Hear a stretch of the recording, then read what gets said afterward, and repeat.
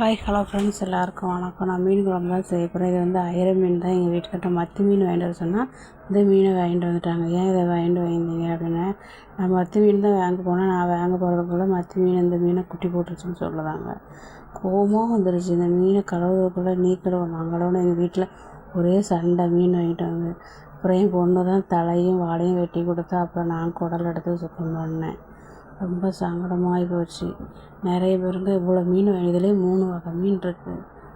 அப்புறம் அந்த மீனுக்கு மசாலா அரைச்சி கடுகு வெந்தயம் வெங்காயம் போட்டு தாளிச்சிட்டு தேங்காய் தக்காளி சின்ன வெங்காயம் அரைச்சி வச்சுட்டு புளியை கரைச்சி வச்சுட்டு அப்புறம் அரைச்சதை ஊற்றிட்டு மசாலா ஊற்றி புளி கரைச்சி ஊற்றி தேவையான தண்ணி ஊற்றி உப்பு போட்டு குழம்பு மசாலா தூள் போட்டு தேவையான தண்ணி ஊற்றி கொதிக்க வச்சாச்சு.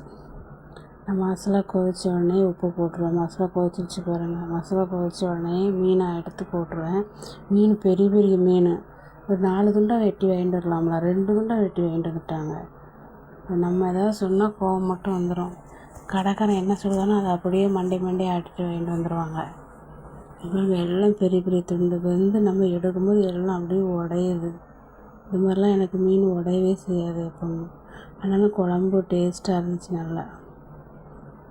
எங்கள் வீட்டில் ஃப்ரிட்ஜு இல்லை, ஃப்ரிட்ஜு ரிப்பேரு, ஃப்ரிட்ஜில் வைக்க முடியாது.